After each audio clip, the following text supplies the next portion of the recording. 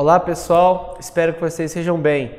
Nós estamos dando sequência em relação ao livro de estudos sobre a hermenêutica, Introdução à Hermenêutica Bíblica. Bom, essa é a nossa última aula. A gente percorreu um caminho até aqui, onde a gente percebeu algumas ferramentas básicas para poder entender um pouquinho melhor as escrituras dentro dos seus gêneros literários. E hoje a gente vai permanecer nesse mesmo objetivo, nessa mesma intenção.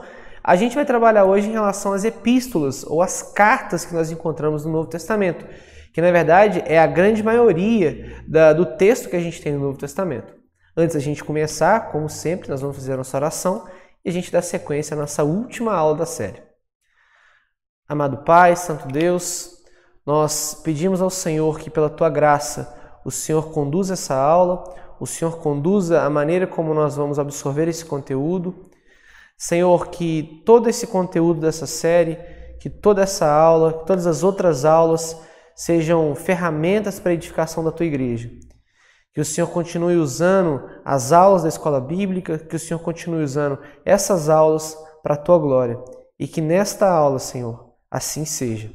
Essa é a nossa oração, no nome santo e poderoso de Jesus Cristo. Amém.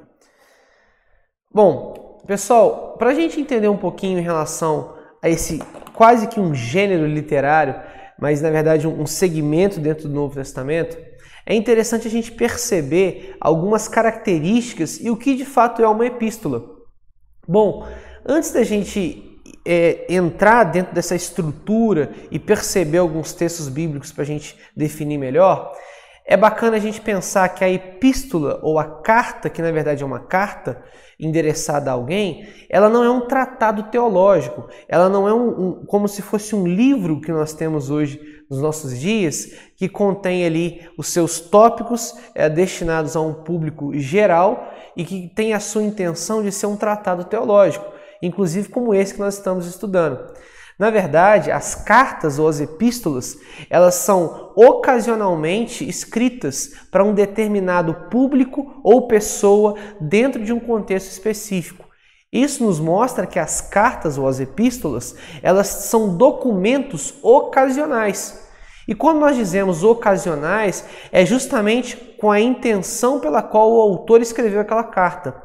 Ou seja, o autor das cartas do Novo Testamento, ou os autores, eles tiveram a intenção de escrevê-las baseados em uma certa ocasião, e não como se fosse um tratado teológico atemporal.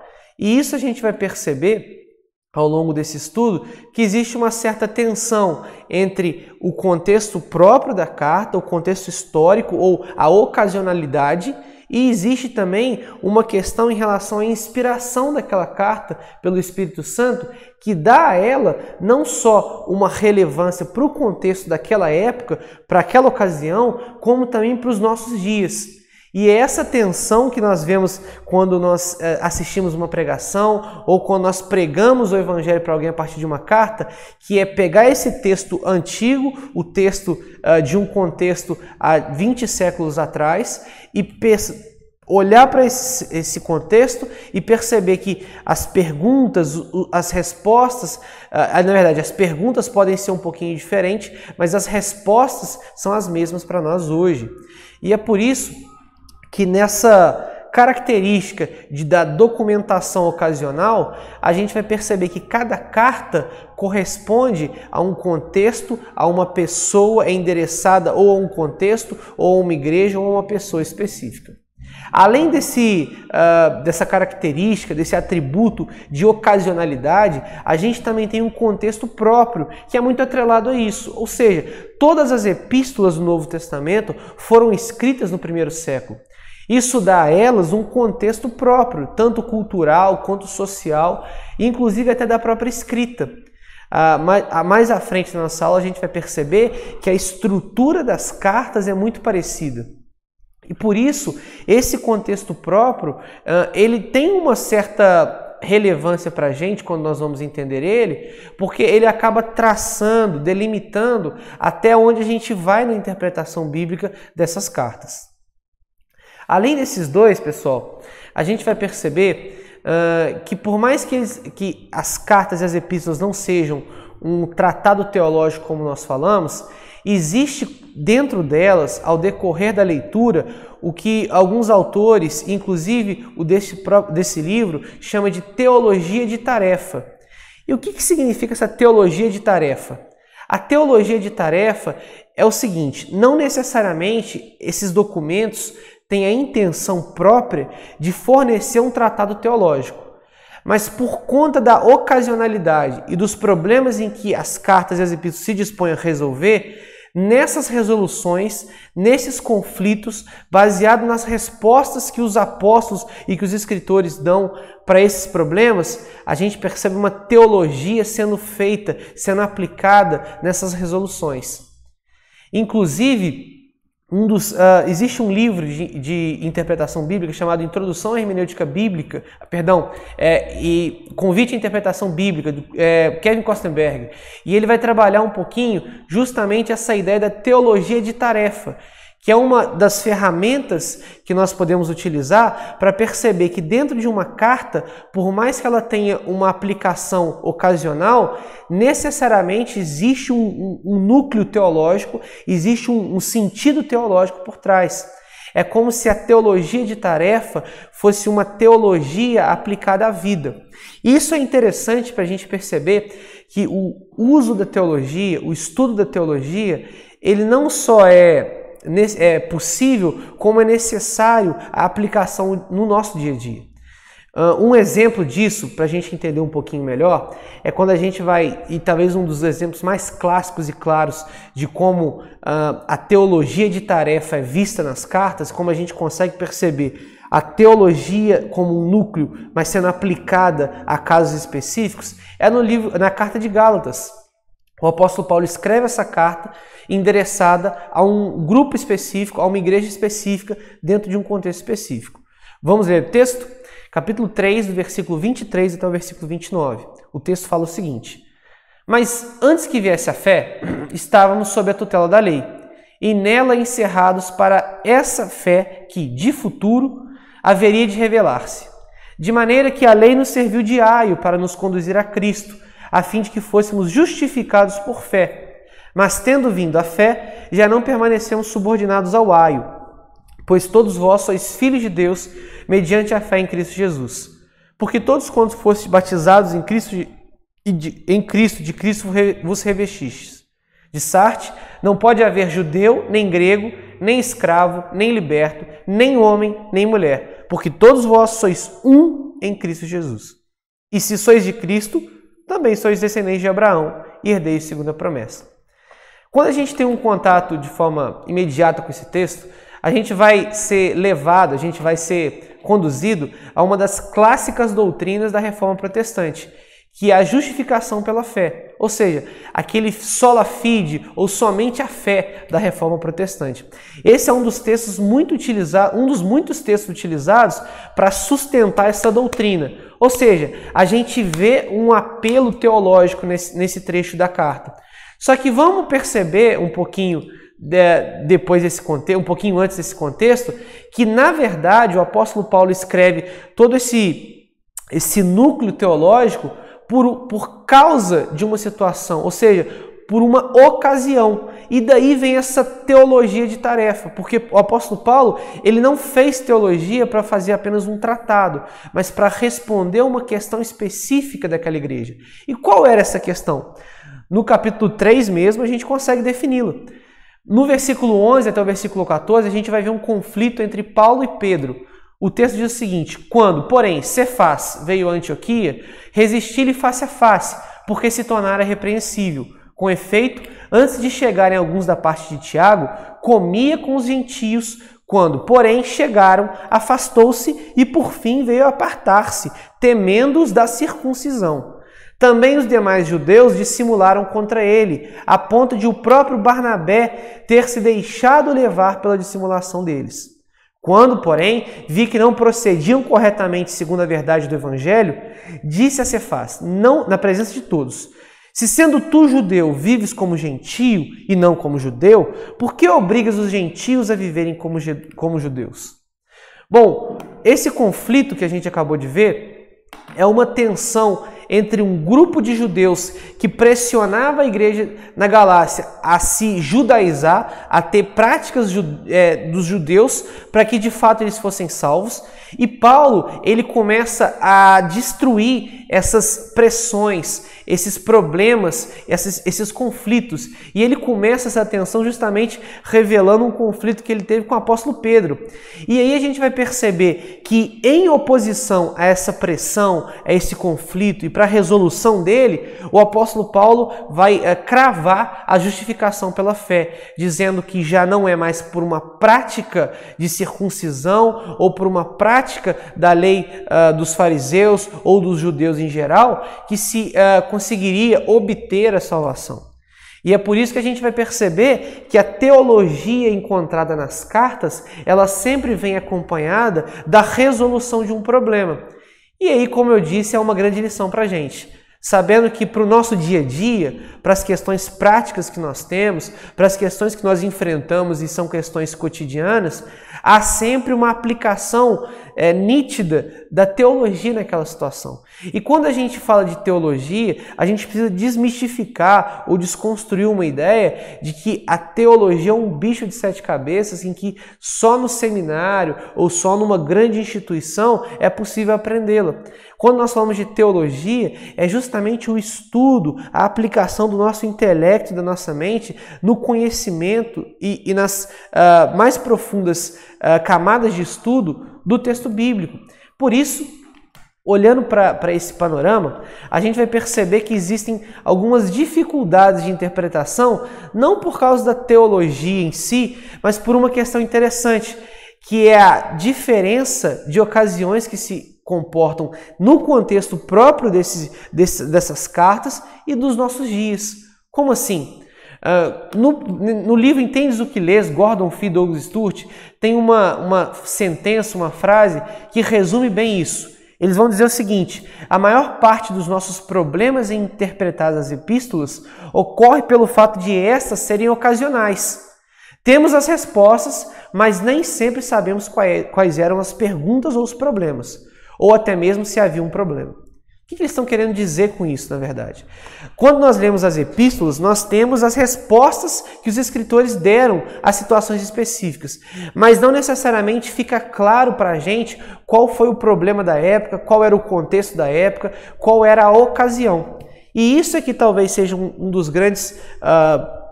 das grandes barreiras a se enfrentar na hora de interpretar uma carta, uma epístola, justamente por essa ocasionalidade. Por isso, a gente vai perceber que existem algumas certas, não regras, mas instruções que esse livro que nós estamos estudando, Introdução à Hermenêutica Bíblica, vai nos mostrar e vai nos trazer. A primeira delas é ler as cartas em sua integralidade. O que isso significa? Sabendo que a carta é um documento que tem um propósito e que tem uma finalidade específica, e por ser um documento e não fragmentos de um documento, é necessário que a interpretação correta deve estar de acordo com toda parte desse documento. O que isso significa? Não dá para a gente, por exemplo, pegar uma carta, abrir de forma aleatória um texto específico e tentar, a partir daquele texto específico, discernir ou então interpretar todo o contexto da carta. É difícil a gente fazer esse tipo de coisa. Justamente nós trabalhamos isso na aula de narrativas sobre o contexto literário, o contexto total da obra. E não é diferente, neste caso, essa regra. Nós devemos olhar para as cartas como um todo. Isso não é uma tarefa tão fácil, porque a gente tem que ter o hábito não só de pegar um texto isolado especificamente, mas de ler todo aquele documento, toda aquela carta e perceber nele uma finalidade, um fio condutor. As informações de abertura e de encerramento das cartas são ferramentas poderosas e talvez até definitivas para a gente saber, conhecer quem foram os autores ou quem foi o autor e qual era a finalidade dessa carta. Ou seja, uma ferramenta muito boa para a gente saber o contexto histórico. Isso a gente está trabalhando para revelar a importância da integralidade da carta. Ou seja, por que eu deveria ler uma carta por exemplo, a de Romanos ou a de Gálatas em sequência? Por que eu deveria pegar do capítulo 1 até o último capítulo para a gente entender melhor? É justamente por isso, para preservar esse sentido, para preservar essa intenção do autor e fazer uma aplicação correta, fazer um uso correto daquele todo aquele conhecimento ou daquelas questões que nós estamos aderindo naquele momento. As cartas foram escritas com uma finalidade, e é justamente por isso que deve ser lido dentro e aplicada desta. Dessa forma, além dessa regra ou dessa instrução, é interessante que a gente leia as cartas dentro do seu contexto. A gente falou um pouquinho disso no início da nossa aula e nós sempre voltamos nisso nas aulas que a gente vai falar. Porque, de fato, o contexto histórico ele não é definitivo, ele não é decisivo, no sentido de que ele vai cravar o sentido absoluto da passagem. Mas ele é uma boa baliza, ou seja, ele nos dá uma baliza, ele nos dá alguns muros para que a gente percorra um caminho mais certeiro até a finalidade do autor com determinadas passagens. Exemplo, quando a gente vai perceber o apóstolo Paulo falando a respeito de algumas restrições às mulheres, algumas restrições à prática do ensino das mulheres na carta de Coríntios, a gente vai perceber que isso faz parte de um contexto cultural, de um contexto que não é só daquela época, mas que pode ser aplicado nesta, porque a gente vai perceber esse contexto não só cultural, não só histórico, mas todo o conjunto teológico da Bíblia de Gênesis até aquele momento. E é por isso que esse contexto histórico ele não é decisivo, no sentido de que ele vai cravar uma normativa, mas ele nos ajuda, ele nos dá um direcionamento. A cultura, ou seja, aquilo que envolve todo o contexto cultural na escrita da carta, ou o problema específico, ou uma posição geográfica, todos esses detalhes são ferramentas úteis para a gente tentar chegar o mais próximo possível do que era a intenção do autor naquela passagem ou naquela carta. E como a gente cravou, a gente percebe isso claramente, não só nessa passagem de Coríntios, mas todo o conjunto de cartas, que o contexto histórico ele não pode ser uma normativa decisiva, porque isso, na verdade, o próprio livro trabalha, seria um equívoco apoiar toda uma interpretação bíblica a partir de uma inferência, a partir de uma teoria. Na verdade, quando a gente tem contato com o contexto histórico, ele deve nos ajudar, e não apoiar por completo, mas nos ajudar a ter o apoio para que todo aquele entendimento seja coerente com toda a carta, ou com todo o entendimento da carta. Passando por isso, pessoal, além desses, como é um pouquinho parecido com aquela primeira instrução, mas um pouquinho mais aplicado, é interessante a gente perceber que as cartas são um documento literário, ou seja, existe uma certa formalidade dos escritores na escrita, e isso fortalece para a gente a ideia de que não é apenas um documento pessoal, não é apenas uma questão que vai ser direcionada a uma pessoa específica com uma finalidade apenas momentânea, sem a aplicação para nossas vidas, para o nosso texto, para o nosso contexto. Isso atrelado a que todas as cartas que a gente percebe no Novo Testamento possuem uma estrutura, possuem tópicos diferentes, e isso nos mostra que existiu uma intenção do próprio autor de estruturar essa carta para uma resposta específica e não só uma resposta rápida ou uma resposta fragmentada, mas uma resposta concreta e estruturada. E existem técnicas de retórica e de persuasão dentro dessas cartas. A carta de Romanos, por exemplo, a gente vai perceber que o apóstolo Paulo lança a mão e muito ao longo da escrita dessas técnicas. E além disso que a gente já falou, é interessante a gente perceber essa estrutura da carta como uma carta comum naquele tempo. O Novo Testamento, assim como hoje, naquele contexto histórico, tinha o seu padrão de escrita e tinha o seu padrão de carta. Se hoje a gente tem esse costume de não mandar mais cartas com frequência, mandar um WhatsApp ou mandar um e-mail, a gente tem nossas regras de escrita ainda. No e-mail a gente sempre coloca aquele atenciosamente no final com uma vírgulazinha ou aquele cabeçalhozinho legal. No Novo Testamento, uma carta, ela também tinha uma estrutura própria. E a gente vai perceber que essa estrutura que a gente encontra nas cartas em geral, daquele contexto, não só do cânon bíblico, mas de toda a cultura da época, elas possuem uma estrutura. E no texto bíblico não é diferente. A gente vai perceber que existe uma abertura, um corpo e um encerramento. Pode parecer uma coisa banal, pode ser até óbvio. É óbvio que existe uma abertura, é óbvio que existe um meio, é óbvio que existe um fim.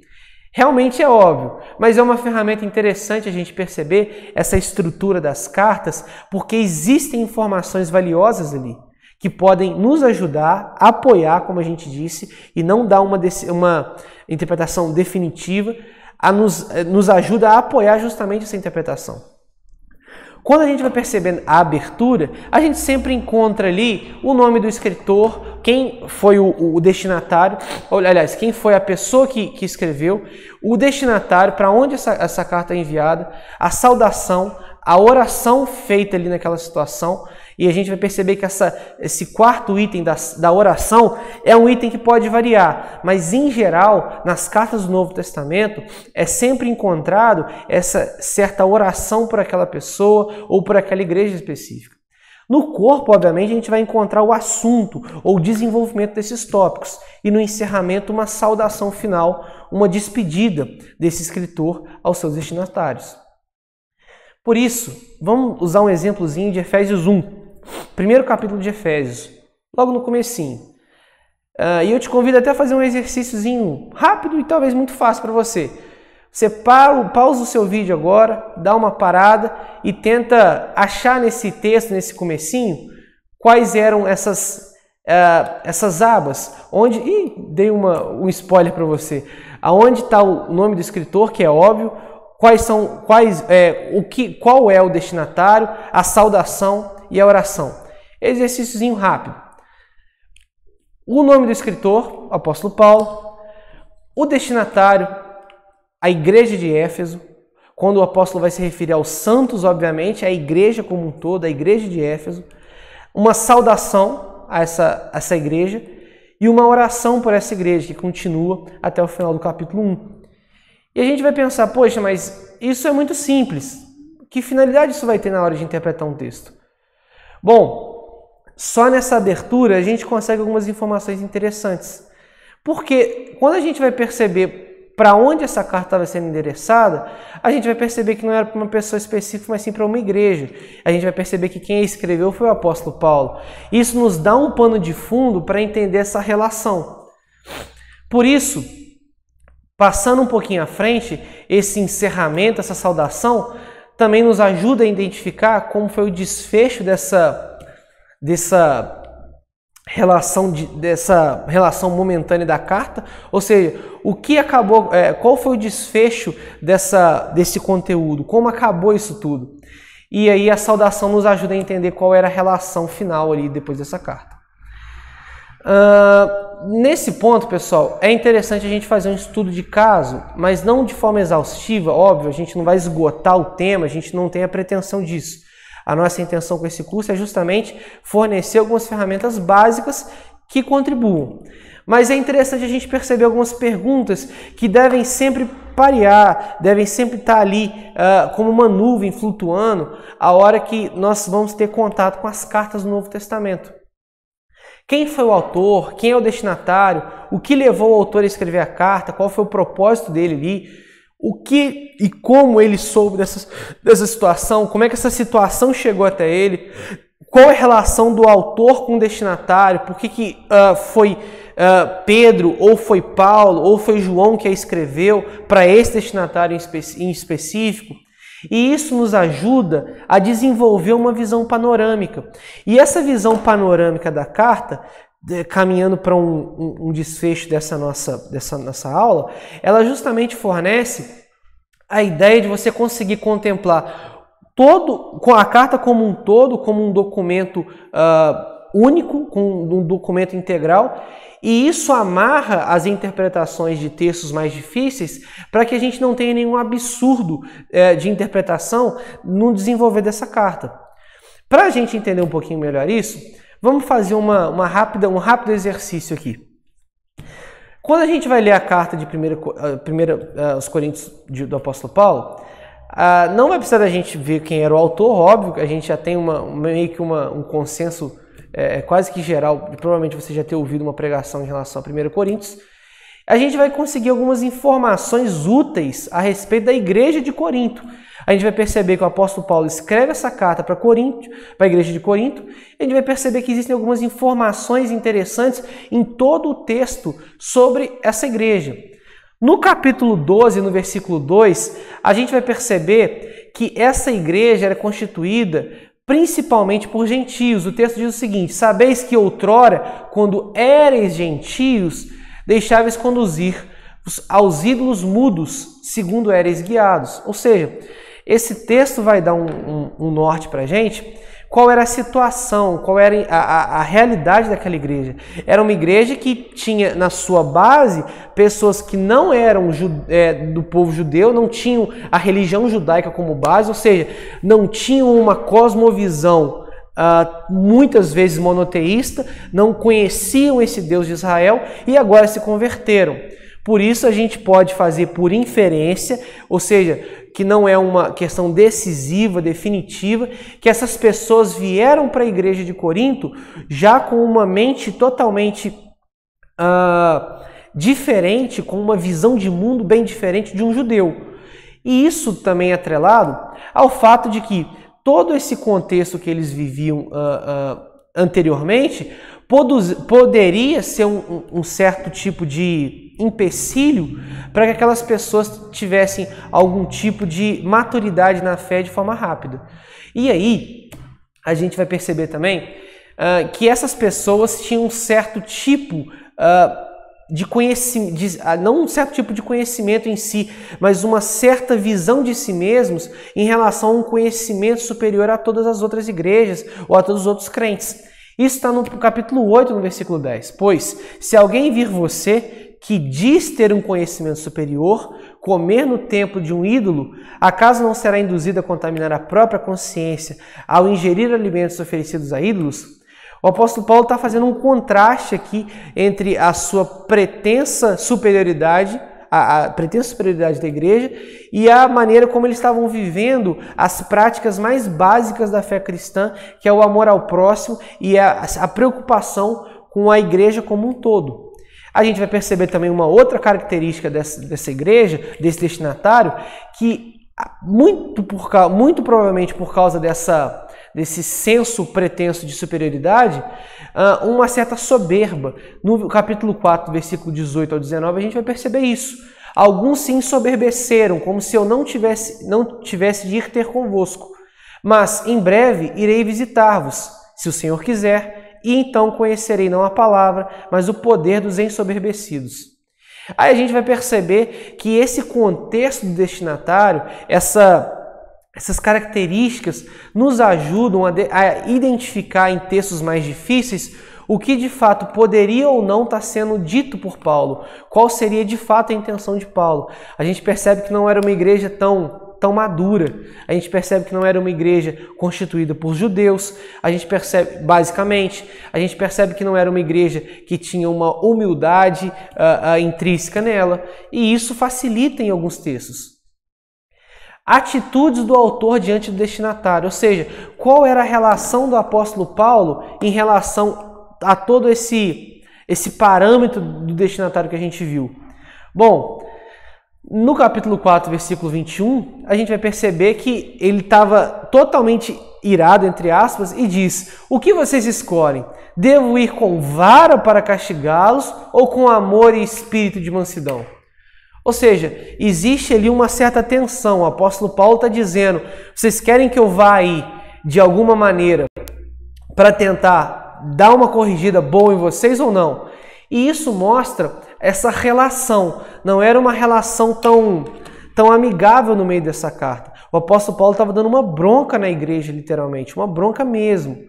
Isso daí nos ajuda mesmo a entender alguns textos, como nós dissemos, mais difíceis no contexto de se relacionar. Por exemplo, o apóstolo Paulo está encorajando, está dizendo que eles são uma boa igreja ou não? Isso é para o bem da igreja ou não? Isso é correção ou não? E textos que nos ajudam a definir essa relação nos ajudam também a textos mais difíceis. No capítulo 4 ainda a gente tem outra passagem que nos fortalece nesse entendimento. Não escreva essas coisas para envergonhá-los, mas para diverti-los, como filhos amados. Ou seja, a gente vai perceber que é uma advertência, mas atrelada a um amor por essa igreja. No capítulo 16, do versículo 13, a gente vai perceber que nesse finalzinho de 1 Coríntios existe uma questão um pouquinho mais de desfecho e que o apóstolo Paulo dá um encorajamento. Ou seja, a gente vai conseguir perceber uma gradativa, um sentimento gradativo na carta. E perceber essas coisas são ferramentas importantes justamente para ser sensível àquilo que é a intenção do autor. E saber essa atitude de relação entre o autor e o destinatário, muitas vezes vai ser uma relação de alegria, como a primeira carta de João, onde ele vai se mostrar alegre com alguns irmãos em Cristo e seu amadurecimento, repreensão, como é esse caso de 1 Coríntios, e encorajamento, entre outros sentimentos despertados nos autores. Além disso, pessoal, além dessa relação importante, é necessário que a gente consiga definir na carta ocasiões específicas, situações específicas, questões próprias daquela carta. Isso vai fortalecer a ideia de que as cartas têm a estrutura, que é aquilo que a gente falou de ler a carta como um documento literário. Por exemplo, quando a gente vai ver a primeira carta aos Coríntios novamente, no capítulo 1, do 12 até o 13, a gente vai ver que o apóstolo Paulo, ele recebe a informação de um desentendimento entre líderes da igreja. Isso a gente pode definir como um tópico da carta. A gente pode separar, marcar aquela partezinha ali e perceber até onde o apóstolo Paulo vai desenvolver isso. Ele vai provavelmente até o capítulo 4 ali, até o finalzinho do capítulo 4 desenvolvendo esse tema. Mas sabendo disso, prestando um pouquinho de atenção, a gente vai poder marcar que do capítulo 1, do versículo 11 até o capítulo 4, existe um tópico, existe um assunto específico, existe uma ocasião específica a ser tratada. O texto vai dizer: pois alguns membros da família de Cloé me informaram dos desentendimentos entre você. Meus irmãos, refiro-me ao fato de alguns dizerem: eu sigo Paulo, enquanto outros afirmam: eu sigo Apolo, ou eu sigo Pedro, ou ainda eu sigo Cristo. Se você vê os textos seguintes dessa passagem, vocês vão perceber que o apóstolo Paulo ele começa a desconstruir essa disputa de liderança que tinha naquela igreja. E aí a gente fica com um pouquinho mais de tranquilidade para pegar outros textos depois e entender como um outro tópico. Ao exemplo do capítulo 5, que é quase que em sequência, quando o apóstolo Paulo vai dizer de um outro problema que estava acontecendo na igreja de Corinto. Qual era esse problema? Comenta-se por toda a parte que há imoralidade sexual em seu meio. Ou seja, agora o apóstolo Paulo faz uma transição. Ele já não vai trabalhar mais apenas o aspecto das lideranças, mas ele vai dizer que por toda a parte havia se comentado sobre uma imoralidade sexual naquela igreja. E aí a gente já tem algumas informações importantes. Quais delas? Que a imoralidade sexual era uma coisa muito conhecida daquela igreja. E por que isso? Porque a gente vai ver que o apóstolo Paulo destaca que comentava-se em toda parte.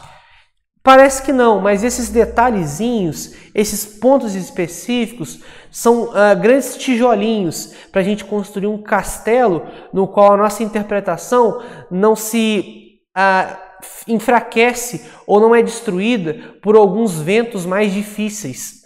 E isso ajuda a fortalecer todo o conjunto teológico das cartas. E nesse ponto, a gente vai ver que do capítulo 5 até mais ou menos o capítulo 7, 8, o apóstolo Paulo vai trabalhar questões mais específicas da imoralidade sexual. Nesse caso, especificamente, ele vai trabalhar de um homem que teve relação sexual com uma madrasta. Então a gente vai perceber que essas transições ao longo da carta, no final dela, vão construir justamente a ideia de que era uma igreja problemática e não apenas em uma área. E isso vocês podem perceber que ajuda e muito a não só definir o contexto histórico, mas todo o conjunto da carta. Por isso, além dessa questão, é interessante a gente perceber que essa ocasionalidade, essas questões ocasionais, não necessariamente se restringem àquele contexto específico. E como assim? Entendendo esse estudo de caso, que, óbvio, não é exaustivo, a gente não tem a condição hábil de tempo aqui para poder pegar a carta de 1 Coríntios toda, mas a gente conseguiu ver algumas ocasiões, alguns contextos, algumas questões específicas. A gente vai perceber que por mais que exista uma ocasionalidade, por mais que exista uma questão específica ali daquela carta, existe também uma normativa. Mas como assim? Qual que é a diferença entre um e outro? As cartas, além de serem ocasionais, ou seja, destinadas a determinadas situações, elas também são inspiradas por Deus. E o que isso significa? Significa que o apóstolo Paulo, quando escreve essa carta para a igreja de Corinto, ele não está necessariamente sendo levado por Deus a resolver apenas aquele problema. Ainda que o apóstolo Paulo não tivesse ciência, e provavelmente ele não tinha ciência alguma de que essa carta seria canonizada e seria levada até nós nos dias de hoje, essa carta é autoritativa ou é normativa. Ela nos deixa normas, nos deixa autoridade divina para a nossa vida. Por quê? Porque além de ser um documento ocasional, específico para aquela época, é um documento inspirado por Deus. E quando nós dizemos que é inspirado por Deus, nós dizemos que a autoridade de Deus sobre nossas vidas está definida, está sendo demonstrada nos ensinamentos, nas questões explicadas, resolvidas naquelas cartas. E talvez esse é o grande desafio, que é o que nós lemos no comecinho da aula, sobre as dificuldades de interpretação. Por quê? Qual é o grande desafio? É pegar essa parte normativa, é pegar todo esse núcleo inspirado por Deus para a construção da doutrina cristã e aplicar para a nossa vida. Por mais que exista um contexto ocasional que faz um envolto ali, que está envolvido, que tem esse núcleo da inspiração divina, por mais que exista esse contexto, existe para nós hoje não uma ocasionalidade, mas uma normativa. Ou seja, existe uma aplicação daquele texto, daquela situação, daquela pergunta para nós nos dias de hoje. Não é apenas um texto antigo que foi escrito para uma igreja específica, mas para nós hoje é um texto que tem uma formação grande do que nós vamos perceber em relação à doutrina cristã. Ou seja, é um documento inspirado por Deus. Por isso, pessoal, a gente encerra a aula de hoje sabendo que as cartas são documentos, são questões específicas para alguns contextos, mas mesmo assim não perdem a sua inspiração, não perdem a sua aplicação nos dias de hoje. E preservando a sua integralidade, a gente consegue ter todo um acesso mais fácil à intenção do autor. Por isso, antes da gente encerrar, eu vou usar um rápido exemplo aqui de como que ler uma carta fragmentada pode ser um grande equívoco. Exemplo, nós temos uma relação de um noivo com uma noiva. Vamos imaginar que a gente ainda tem um contexto onde se envia cartas, ok? E desse sentido, um noivo envia uma carta para a noiva, informando a noiva de algumas questões específicas a respeito do casamento, dando alguns nortes ali, dizendo o quanto ele a ama, o quanto ele está ansioso para o casamento e algumas questões que ele pensa em relação a isso, algumas questões que ele tem a ideia. E a carta, a noiva lê apenas um trecho dela e descarta todo o resto. Entendo que isso não é o ideal. Logicamente, essa noiva, quando recebe essa carta do noivo, vai ler a carta toda para justamente entender como um todo o que aquele noivo quis dizer. E é por isso que nós também, quando vamos ter contato com essas cartas, devemos ler como um todo. A gente deve pegá-la como um todo, entender para que ela foi escrita, para quem ela foi escrita e perceber que existe um sentido por trás daquilo tudo. Bom, essa é a nossa aula de hoje. Essa é a última aula da nossa série e eu te faço um convite. Além de você ter acompanhado essa aula, provavelmente você assistiu até o final e chegou até aqui com a gente. Faça também uma recapitulação. Volte um pouquinho, assista as outras aulas, se você perdeu alguma aula. Essa série ela é muito importante, é uma ferramenta muito útil na hora de interpretar um texto. Então, você não precisa necessariamente fazer uma sequência, mas se você for com alguma dúvida, volte em alguma aula, assista alguma aula novamente e deixa que esse momento de estudo não seja apenas um momento de conhecimento abstrato, como se isso fosse apenas encher espaço ali, até porque não enche. Mas que de fato essas ferramentas de interpretação podem edificar a sua vida. A gente percebe que essa riqueza de detalhes, essas questões que nós vemos no texto bíblico, fortalecem a nossa doutrina, fortalecem a nossa visão de Deus, fortalecem o nosso amor pelo Senhor. Por isso, não deixe de acompanhar a nossa série. Se você perdeu alguma coisa nas aulas passadas, faça uma recapitulação e fique à vontade para se deliciar nessas aulas. Nós agradecemos a você pela paciência, agradecemos a vocês por terem acompanhado a gente e pedimos que não percam a próxima série. Semana que vem a gente já começa uma próxima série de estudos e eu vou deixar como surpresa para que você no domingo esteja com a gente novamente. Vamos fazer nossa oração final e a gente encerra por aqui. Amado Pai, Santo Deus, que o Senhor abençoe a nossa próxima série de estudos, que essa série que nós já acabamos tenha os seus efeitos ainda prolongados, que de fato as aulas que estão arquivadas numa mídia digital possam ser acessadas, não para mais visualizações, mas para que a Tua graça, o Teu poder e as ferramentas que o Senhor concedeu à Tua igreja sejam utilizados e vivenciados da maneira correta. Nos ajude, Deus, enquanto igreja, a estudar a Tua palavra, estudar aquilo que o Senhor teve como intenção por meio dos escritores para nossas vidas. Essa é a nossa oração, em nome de Jesus Cristo. Amém.